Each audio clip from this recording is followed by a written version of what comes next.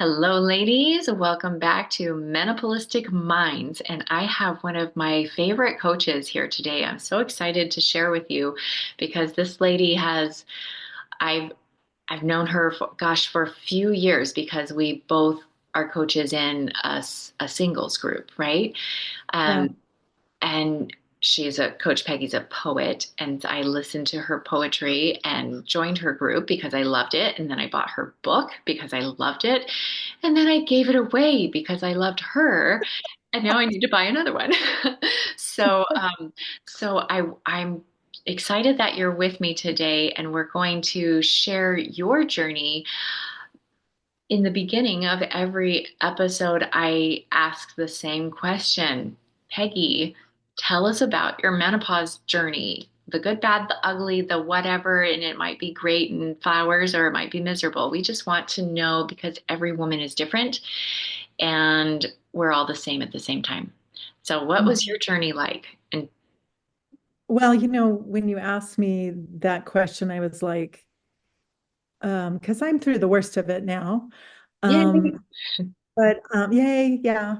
But it wasn't, I was like, what was my journey like? What was it like? And it's still occasionally I'll have hot flashes, and I told you this, and I think it's connected to how much sugar or flour I eat or Yeah. diet. So, and I don't think my symptoms have been as severe as a lot of women I've heard, and I'm guessing that's because I've eaten pretty clean most of my life. I mean, I've tried on the regular stuff, the regular day to day to keep it pretty healthy and for the special treats and stuff for special times. And I've always been interested in trying to upgrade my diet.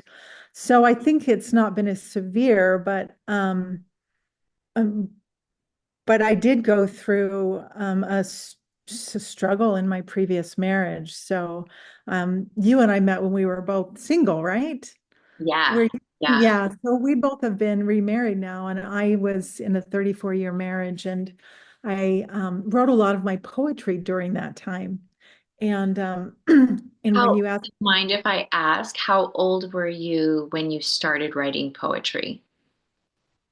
well, the very first poem that I wrote that I remember, I was pregnant and trying to sleep with my third child, third and last child, and I couldn't sleep, and I woke up with this poem in my head, and I was trying so desperately to sleep because I had two other children, and it's called Ode to Sleep.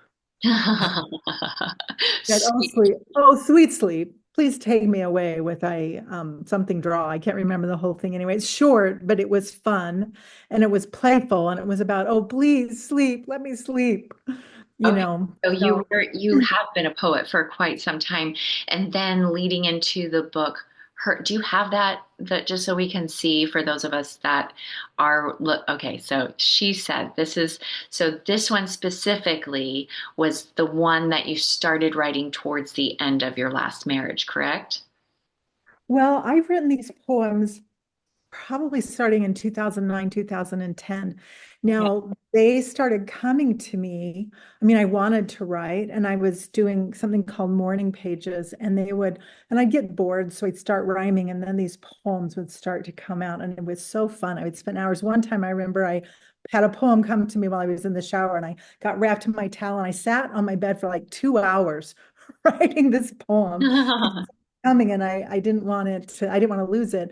So I learned since then that it will come as I wet the whistle, so to speak, as I allow, the time and the space and the juices to flow. So but I have been writing since about that time, but I really attribute a lot of it to the journey, which is a healing modality of restorative guided meditation. And when I was about in 2005, 2006, it became obvious that I needed to do more healing work. And I knew the therapy route and that I was great, but I felt like it was a slow boat to China. I had some stuff and I really wanted to clear it more, more deeply and more thoroughly and more quickly. And Yeah. so I found this modality called the journey, and I jumped in, and within a short period of time, I was practicing doing it and people were calling me wanting to do it. And I was like, wow, there is a boat in the harbor that says Peggy on it. And am I going to get on it and become a coach and do this? Hmm. And I decided to jump in. And so I became trained. It's a year-long training and it's very thorough. Um, with at that time it was 8 modules. I think they have 9 now. But anyway, so I became a certified journey practitioner, and it just opened up so much for me. It opened up this playful little girl that had kind of been buried. And that is where so much of this poetry came from, is that shift and that opening and that letting go of so much of the clutter of the emotional stress that I was holding on to, and then finding this voice inside of me. And it just has been a delightful journey. And I have learned as I was publishing this book. So I published this book after I was divorced. So all of the other stuff that I was talking about was happening during my marriage. And I woke up to, as I was getting divorced, I really woke up to what had really happened in my marriage. And there was a lot of personality struggle as far as control and stuff going on. And as I was going through, as I was talking to you, I said my menopause journey. Well, I don't know how much of that was from my previous marriage and the stress there and the control, and how it got, how I, anyway, and or menopause. But also, I believe as I look back and as I've talked to one of my friends who really helped me a lot through my divorce, who's a therapist, that tapping into this creative part of myself and doing that healing work kept me centered on who I was during all of those years where I didn't realize what was going on, Yeah. right? Yeah. And so when you asked me what was my menopausal journey, I'm like, well, was it my menopausal journey? It was combined with that, all that, Life journey is your with life my life journey, journey. right? Which I love. I love that. And that's so many of us because menopause is it's kind of trending. I don't even know how else to say it, but we're waking up and we're not going to be shoved down anymore. We're not going to be like, "Oh, yep, this is just another crazy lady." And so before it would just be it's the life journey and the transition, but now we understand the symptomology. And as I've spoken to you before we got on this call, you could see, yep, that is. And so I think I know why I love your book so much because every single one speaks to the woman's spirit, the woman who is ready to emerge from this Love that. where and it's the hormones. The hormones keep us docile and calm, and when we have little kids running around and we've got high stress and we've got our husbands that have such high testosterone and they're we all know, and then we come to this place where the estrogen and the progesterone and all the parts lower, and what we're left with is who we are and all of the baggage that we've held for other people and traumas and everything else. And we are not willing to hold it anymore. Why? Because it's physically too painful. And what I've seen in my own life and in the lives of so many others is that you have to dump it off somehow. And you dumped it off, shed it through your art and your voice, and you found your footing. And I think it's all so beautiful that I wanted to talk to you and have you share with my audience because we feel like we're alien in our own bodies. What the heck is happening? But it's not. It's everything is exactly how it is supposed to be so that we can emerge. And I just for a taste, do you have one that you would love to share? What's the first one? I know you've got a few. What's the first one that you'd be willing to share with us?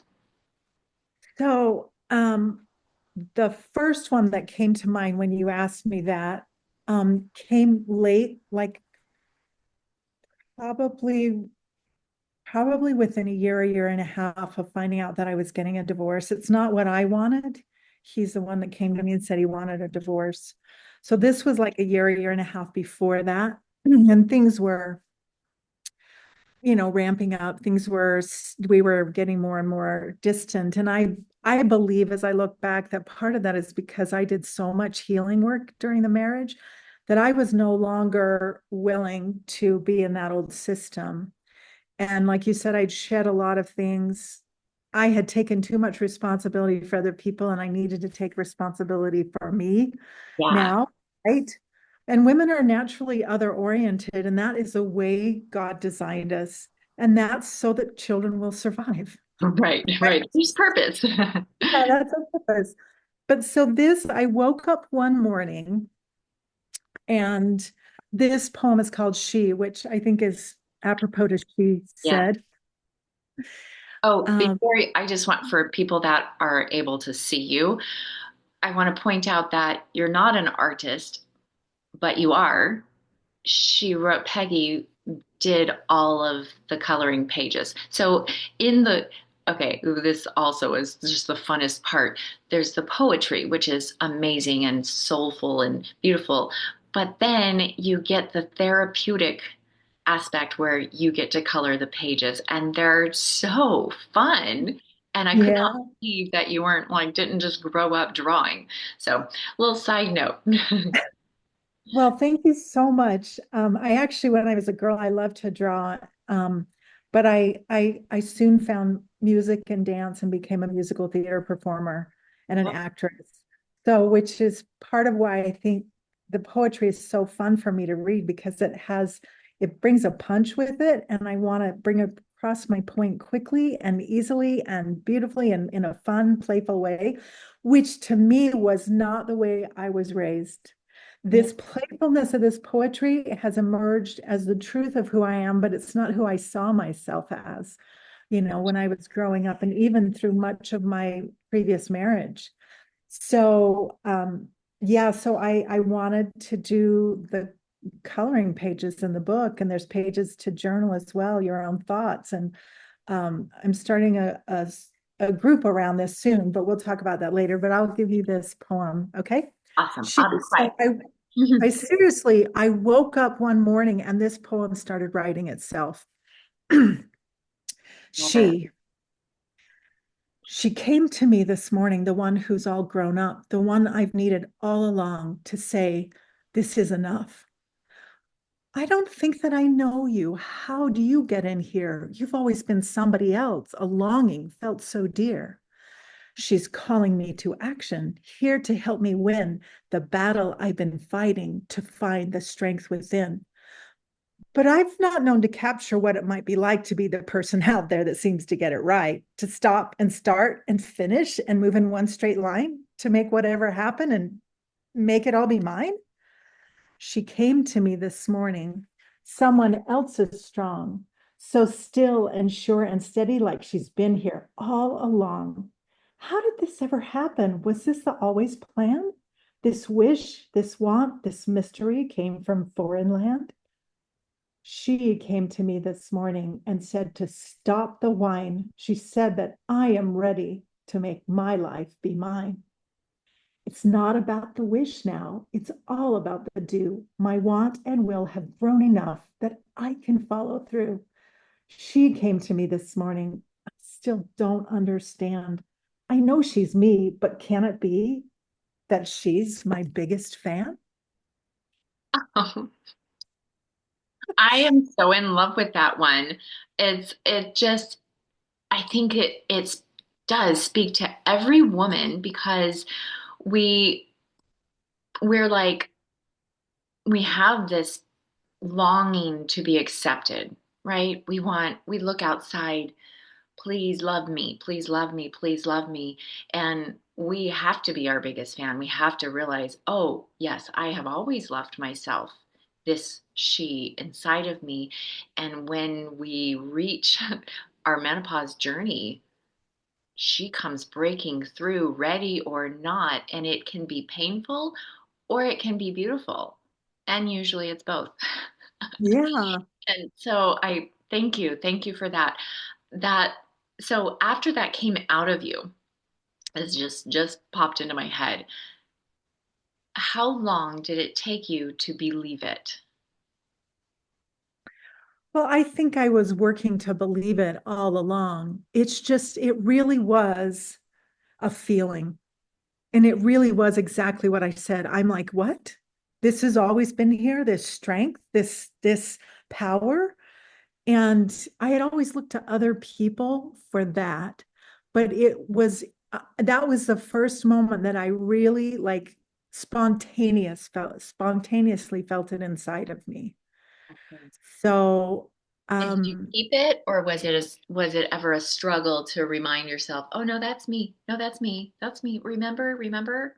Or did oh you just, yeah, there's always a remembering, especially as you're waking up, as you're letting go of the layers that aren't true to who you are. yeah, Then there is the believing yourself and the continuing to nurture that, which I have done with the work that I've done. I mean, the journey work that I do, I receive that for myself regularly as I level up. You come back. I call it a sideways slinky. So I'm going to draw it the way that you would see it if you were reading. So you come around and you go forward, and then you come back and you pick up pieces, and then you go forward and you come back, pick up pieces, and you go forward. It's like a spiral, but you're moving forward. But when you come back around, and I know you felt this, I felt this as I try to level up my business or level up in my relationships. It's like you hit this wall of fear and doubt, and it just comes back. And it's just a way for you to level up, for you right. to become more true to who you really are. If you look it up online, there's not going to be any sideways slinky there, but you'll see the healing spiral, I think is what it's called. And they do Yeah, it like this yeah, going yeah, up, right? And you come back around, you hit those pain points and you move through them. And it's another way of shedding that which isn't truly who you are. yeah. So Oh, I having, like that. I like that. It's like it's you hit that wall, and we've talked, well, in my classes we talk about the reticular activating system, that belief filter, that's the wall. And to get through it, you cannot get through as you are. You have to drop. It's like the eye of the camel. What is that scripture? Are you a scriptorian? It's hard. um, You it'll be eye of the harder camel. to get through the eye of a needle than Yes, it. the camel to get through the eye of a needle. Yes, which Yeah. was the fence, the little triangle of the fence that the camel has to kneel down and get through, but you have to take the packages off. And so that's the way I see it. You can't move through as you are. We're we want to emerge as wise women, the wise woman that's always been within us. Right. That, I have to show you the drawing as we're talking about this oh because yeah. I'm realizing as I look at this drawing, I'm like, oh, does that not just depict exactly what you said? So here's the drawing for this. Oh, yes. The Yeah. eye coming through all of the layers. All of the layers, and then there's another layer, and then another And layer, and then another another layer and layer, another and it layer. keeps getting smaller and smaller until all that can pass through is our pure soul and all of the beautiful lessons we've learned. Oh, I love it. Okay, side note, I'm gonna just drop in for the women who are like me, who were big babies and whining, crying, kicking our feet, like full on tantrum when I threw all my candy away. Because I realized, sadly, just like you said, when you're just like, yeah, the hot flashes. And did anybody notice how nonchalantly she throws that out? Oh, yeah, I still get hot sometimes when I eat the sugar or the carbs, and it is just, but I watch my diet. I've heard women say that my whole life. My mother-in-law would make the most delicious yeast rolls, and she didn't eat them. And she would just pleasantly say, they just don't agree with me anymore. And I thought, how can you not eat bread? It's my life. And then I hit perimenopause, and we just don't metabolize sugar the way we did when we were younger. We don't have the buffers to help us out. But it doesn't have to be a bad thing. it's just one more thing that we shed. We don't need the calories to support feeding babies or running around after babies anymore. And it's okay for us to let go of that gracefully. Like Coach Peggy, I'm working on it. Some days I'm good and some days I still pout and stomp my feet. And I want this candy. And I'm looking at myself and other signs. I just got in from pickleball and eyebrows. Did you know that hair is a good way of seeing where your health is? A sign of thyroid issues is when you start to lose your eyebrows and hairy toes. If you don't, if you women a lot of times will lose the hair on their feet and even their legs. That's a sign of insulin resistance. So, yeah, Oh, we like those hairy legs. Keep them coming. Okay, now back to us. I know that you have a poem that's something about a monster or mm, is it the one I got hit last night about a monster? Um, I got hit last night. I didn't see it coming. It wasn't like I knew it. It crossed me with a thumping. Is that the one? maybe where Mm. there was one we were talking about earlier. What was the Oh, first? the one about clowning around. I'm an angel with wings. Okay, I'm a let's witch start with on a that one. broom. There was another one you said, but let's do that one because I just love it. Because I want, yeah, there's so many sides of us, and we don't have to fit into a mold. We just have to allow ourselves to emerge in all of the ways. So, yeah, let's hear this one. So I would say that this one, I think, was in response to the reaction I was getting from the man I was married to at the time as I was emerging and I wasn't able to manage how I looked, what I said, how I said it, you know, to apparently to his satisfaction, but also to mine. I was very self-critical. So it's called clowning around. I am an angel with wings. I'm a witch on a broom. I'm a clown in your eyes in a circus of gloom. All the gifts I can give and the spells I can cast and the life I can share if just given a chance. I'm not half as scary as the tone of my voice, and the deeds I have done could be anyone's choice. But a clown, yes, a clown with a fistful of balls going round, up and down, and a fool to not let fall. All the beliefs that are mine, from the wings to the broom, all the clowning around in a circus of gloom. The gifts I can give, and the spell I can cast, and the life I can share if I'd give me a chance. Now you've caught on to me, fooling around, stirring my Bruce and singing out loud. Ah, so you laugh at my scary little game, making light of my dance, though I try to be brave. This isn't really me, and yet it really is, clowning and singing and caring to live. I am an angel with wings. I'm a witch on a broom. I'm a clown in my eyes in a circus of gloom. All the gifts I can give and the spells I can cast and the life I can share if I'd give me a chance. Mm, yes. And that's, mm, I almost feel like I have some estrogen because it's bringing up some emotion. It's, we, as women, we feel like we need to be we we we shape our lives in a way that would be pleasing to everyone else, and there are those few brave souls that are unabashedly themselves, and that's, I think, the journey. Maybe they don't have bad menopause symptoms because they don't have to Maybe. let go of all the, I don't know, if you're one of those women who has always been yourself, let me know in the comments, because wow, that's what I'm working on still. And still there are so many facets. I am a clown. I'm such a clown.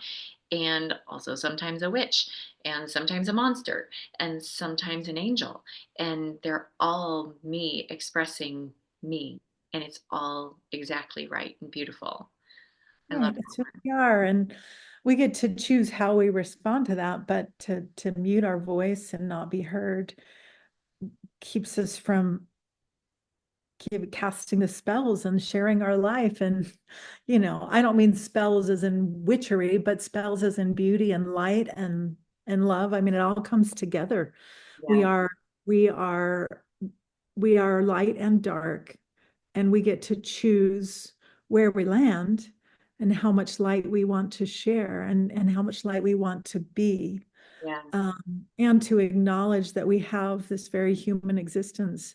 We have this biology is beautiful. To be accepting and loving of ourselves with all of that is yes. empowering, actually. Absolutely. No more stuffing. No more stuffing, except for Thanksgiving. And so, because we have the same journey with so many women, I mean, the statistics, and I don't have them written down, but you guys go and chat GPT it. The statistics are astounding on the amount of women that get divorced during perimenopause. Wow. Yeah, and also they leave their jobs. It was crazy though. It's like something like between 5 and 20% of women have career changes or completely walk away from their jobs. And in my mind, because I stopped working for a year because of my mental, besides menopause, I had the heavy metals that came out, and I'm just like, okay, I'm just gonna, I can't take the chance to fall apart with a client. And so working my way back into health, but now I always assumed they couldn't handle it. But now that I've shifted into something different, I wonder how many of the women that have quit their jobs are just because they're ready to step into who they are and something a little more meaningful, like you. Well, what did you do before you became Coach Peggy? I was a stay-at-home mom. Oh, good for you. Which is Stay-at-home another mom. blessing of menopause. Our kids are grown. Those of Right. us that I was blessed to be a stay-at-home mom for most of the growing up years for my children until the crash in 2007, 8, and then I had to go to work full time. But yeah, you now get to spread your wings a little bit. Yeah. And some of the women that maybe got stuck doing office jobs or whatever just to get by, and then you hit this age and you're like, ooh, I don't have to take care of children anymore. I'm going to do something more creative. I'm going to do something that actually fulfills me. And I love that you're able to do that. So, on that note, can you tell us about what your plans with your is it a course? Is it a it's a group? Oh, it's a group. And you can find it at shesaidjournal.com/group coaching. Mhm. And I am going to be using the book to help women open into, what was it you said? You said, I don't remember what you said, but you used your hands like this. And I was like, oh my gosh, that's the perfect phrase for what I was doing when I wrote this book. But to help other women be able to navigate their journey of letting go of the past and letting go of this stuff and standing in truth and in peace, but also tapping into their creative self and their core self, which is one of the beautiful things about becoming a wise woman in these later years, right? Is finding that self. And as we tap into our creativity, we become more empowered. And I do think many of us have experienced like dismissal, disempowerment in some way or another in our life. And like feeling like maybe we're not good enough, like we don't have what it takes. And so we'll be addressing that and helping women tap into that truth inside of them, where their strength and their power and where she is, where Yeah, that core self is, and finding that for herself. And I hope it'll be really fun too, but also a place where women can be heard and seen for exactly where they're at and supported to move to where they want to be. if it's not exactly where they want to be, or if they're just some aspect of their life that they're trying to pick up the pieces from. Maybe they've had a lot of success in there, but there's maybe one or two areas where they're striving to open up into truth. And it's for any woman who wants to experience that. That's wonderful. Not just for menopause women, but No, that's no. the journey we're always on. And I think it's Yeah, the finding the me and not me. We're just shedding the right, not me so that right. me can be seen. Yeah, And so what it sounds like, let me, if I am hearing and interpreting correctly, it's like a group coaching through the work in your book and allowing then, so here's this, but now let's pull it out of you.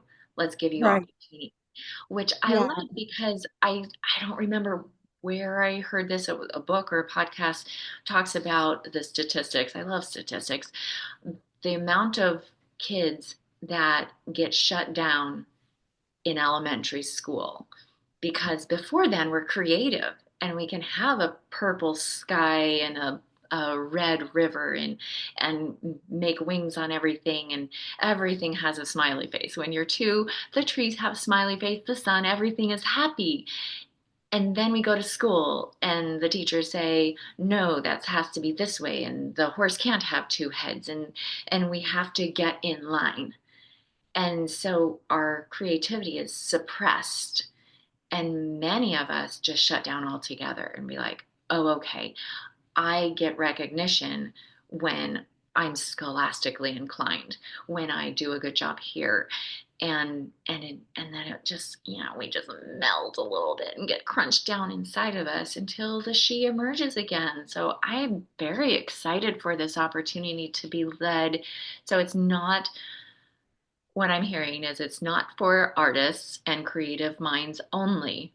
It's No, it's not for anybody that thinks they even have that. It's for anyone who wants to find that truth inside of them. And I will be doing, once a month, we will be doing a guided meditation. So, and I do that with individuals and with groups. With groups, we can't get as specific and as detailed, but it is powerful. I've done it in groups many times, and it can be really, really powerful. So if you come up with some blocks, this helps to uncover and get to the core issue and change beliefs, and helps you to move forward more freely, to be able to tap into that truth of who you are. Now, some people are creative with spreadsheets, so it doesn't matter, right. whatever. And you get to journal, you can doodle, you can draw, you can write, you can dance. I mean, I love dance, and movement is super, super helpful. Um, this, just so I say it, this is going to start February 4th. We're going to do an online version February 4th, and I will be doing an in-person version of the group on February 5th. So on Wednesday nights in Utah, where I live. Um, but I want to say also that I have a background in betrayal trauma recovery. So I am a betrayal trauma recovery coach, and this will also help for women who have been in abusive situations, who have felt shut down. And the creative process really helps us to become strong in who we really are, and help to uncover that within us that has been so I want to say beaten out of us, but it's not necessarily physically, it's Yeah. emotionally, Oh, for you sure. know. We definitely So can be beaten in other ways than yeah, yeah, bruises, for yeah. sure. So And I was just remembering the interview you did with Sherry. And so if other people are curious about more of your story, I'm going to link that interview as well because it's beautiful to see how your story and how you overcame and I'm so excited you have an amazing partner and husband and you get to isn't that fun? And oh yeah, me well, too. what's interesting about that, and is that I am no longer in a system where there's control. And so it's bringing out more of my stuff because Oh, I'm safe. because I'm safe. Oh, And okay. so I'm Oh, safe to be able to shed more of that. And I also want to say, and I'd appreciate if you would post a link about this too, is I've also told my story in my own podcast called the Date to Your Potential podcast. I didn't The even very know you had a podcast. Oh Oh yeah, we have over my, 100 episodes. Yeah, it's I love it. It's been super fun, a fun creative project. I do it with another coach that I love, Sharon Collier, who's a dating coach, and we partnered together because we saw a need in the singles community for support. So the very first episode is my story on there. It's the very first time that I had my story was made public like that in full. And I love that I was able to do it on my podcast. yeah, yeah, So we'll share that as well. And I'm so glad that you shared that more stuff is coming out because you're safe. I love that because I was feeling bad about myself in the beginning of my marriage, my new amazing God sent marriage. And that's exactly what happened. I was safe. He was the person who would catch me when I fell apart. And it's and oh my gosh, and in the middle of menopause for sure. He's the one that coined the phrase menopaulistic. As warning to our 18-year-old, huh, let's be nice. She's menopaulistic today. So he's a good man. And with that, though, for the women that are thinking, well, I wish I had a good man, sometimes the good men emerge when we give them space and support to be good men. There are a lot of good men that have been beaten down by women that are so full of not me. When you're holding a whole lot of not me and it's heavy and it hurts, and now you're starting to go through menopause, you start throwing it on people without realizing it. And when mm, we throw our stuff on our husband and expect more out of them, because they have their own traumas, they have their own programs and wiring, and it might be a case of you need a good coach or therapist or some right, Jesus in your life, whatever works for your family, so that everyone, and if it's not, menopause definitely gives you the strength and power to move through that and find something that is right. yeah, That's amazing yeah. too. I'm so okay. So we're gonna share all the links to all the good stuff, and let's well, before we share one last poem, is there anything, what is your suggestion or advice for women that are maybe not going through menopause so gracefully like you? They're a little messier and crazy and crying about it like me. What is my advice? I would say I think that there is so much power in each of us. There is, one of the things I love about the journey work that I do is that I'm a guide. I'm not prescribing. It's client led. They get to uncover their own beauty and their own truth. And I just really believe that we have the answers inside of us. I really believe as we move through the messy and accept where we're at, which is the very first step, because you can't move to a better place if you're not seeing where you're at right now. Self-honesty is hard Yeah, and awareness and then that awareness. acceptance. Yeah. Yeah, becoming aware and then acceptance. And that might also include some pain but that's okay. Yeah. Giving yourself self-compassion in that process is going to be really important. So awareness, acceptance, and self-compassion for whatever is. And if we stop pushing against that, I believe that within us, we start to open into the truth, that we can start to find that strength within us, the she inside of us that is going to guide us. That is the wise woman. Oh, thank you. I'm just going to suggest for everybody to take a breath, let that let that wash through you, and then rewind a minute and listen to it again and let it wash through you, and then rewind and listen to it again, because that is really and truly, yeah, it's all here. Because where is God? Right here. I Yeah. I that brought up the memory of I'm trying to think how I can share this without and be respectful. Um, I've been married for 4 years. I've been married for 3 years. Been with my husband for 4 years, and I had never seen his daughter, and had not seen his ex-wife in 30 years since she stole him away from me in high school. Oh, you guys are high school sweethearts. He was my high school sweetheart. And I really did not have a problem with her. I didn't think, until I found out I was going to meet her without my husband at a game. And I talked to my son. He told me, I was like, "Oh, great, that'll be good." And as soon as he walked out the door, I fell apart, ugly crying, panic attack.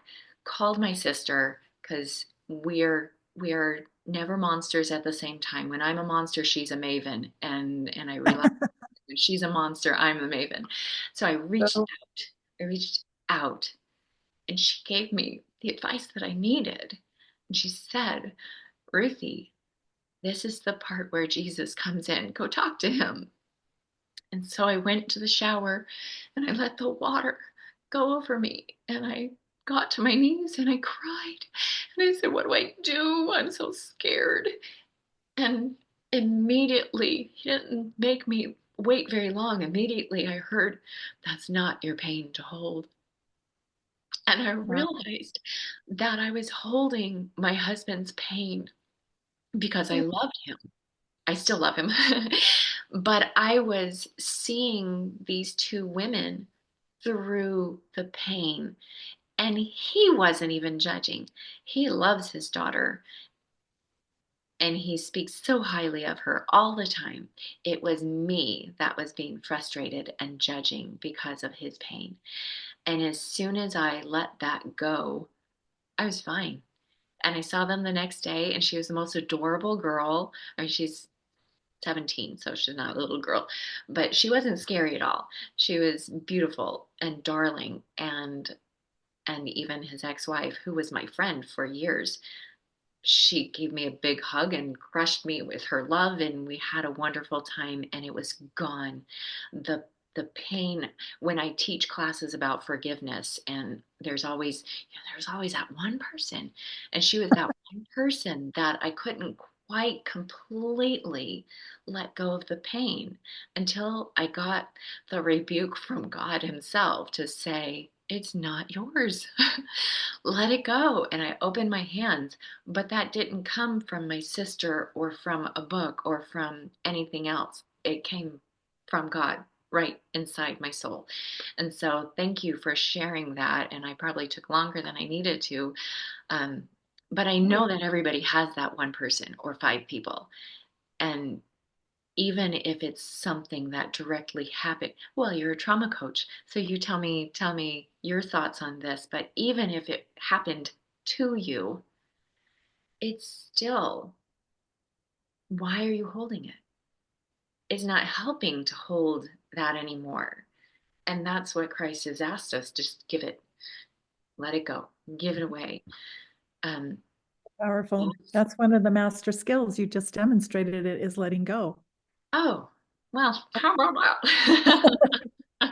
You know? Okay, and on that, yeah, just with, do you go over, you told me about the eight master skills, and I don't know if we touched on that here. Is the eight master skills of healing, or is that something you cover in through your? Right. Yes. Yes. And it's I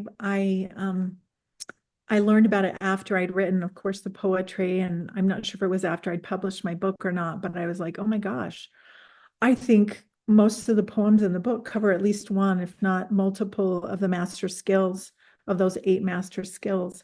Now, I got those from, I don't think I said this on here. I said it before. Did I talk about Patrick Carnes? Anyway, Patrick Carnes is the father of sex addiction. And I went to a conference several years back when I was getting my training for betrayal trauma recovery. And he spoke and he talked about these 8 master skills for life. And I wrote them down. And I'm like, oh my gosh, I believe that. That's what I've been trained in. That's the way, the journey works. Mhm. And so I was super excited. So I was like, oh my gosh, they lay over the poetry in the book. So I will be teaching about those. Some of those include things like boundaries, they include acceptance, being in the present moment. How do you be in the present moment? Just like you're talking about here, letting go. Those are some of the master skills, but doing it with the creativity of, the poetry and the coloring and being able to pull out what is inside of you is, I think, going to be really an exciting journey. Absolutely. And I love that you shared that because that's exactly what you're doing with the women you did yourself. You had the journey of writing the poetry and you were doing your own healing. You were in, when you're writing, oh, spells.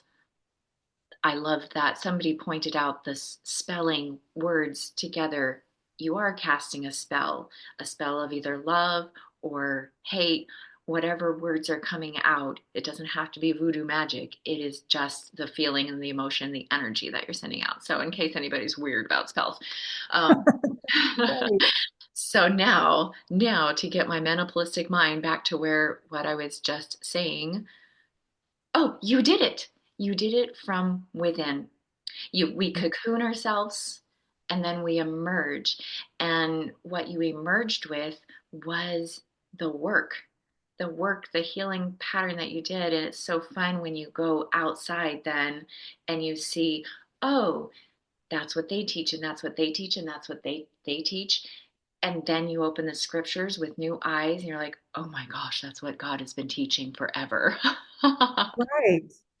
Right. I love it. Truth Well, comes I'm excited in a to, lot of different directions, comes yes, from a lot of different areas. yes, Yeah. truth is truth, and you will find it when you're ready to see it. Those who have eyes to see will see it wherever it is, and we will hear it wherever it is. And I'm sure that we will see it and hear it in your classes. And on that note, let's let's close this with one more beautiful poem, if you would. Let's see. I'm going to do the last poem in the book. It's short and sweet, but here's the picture. Oh, beautiful. Dun, dun, dun, dun, dun, dun. So, Can beehive hairdo a bee. Okay. It's called the can do. ah, I can do, I can dat, I can do the mama fat. I can be, I can bat, I can bounce and get right back. Can do, do be. okay, that is adorable and also like so simple that you could have that in your that can be memorized. I could Right. with my memory even I could memorize that and that can be a mantra of I can do this, I can do this. In fact, And I can be in the moment. I can do, I can be, yeah, do I be can be. and that's how oh, okay. Mind blowing. My mind is just blowing right now. How do we get things done? By being right there. It's that one bite at a time, eating the elephant one bite at a time. You can't do when you're thinking about the end and the what people will think. We have to be right here in whatever it is we're doing. That was a perfect one to end with. Thank you so much, Peggy. It's so good to see you, and always, always wonderful to hear more of your story and see how your mind works. And I'm just so excited for all of the women that work with you. Again, look at for all the links down below for to learn more about Peggy and to see where to go. We'll put in a link to your website so you can get and also let if you're watching or listening after February 4th, it's okay because what It's still open. it's It's open. still It's a open. monthly, it can be a monthly or a 6 month thing. Yeah, And or 3 months. Yeah. so you'll So see all that on the website. You can join it anytime and jump right in because there is no order.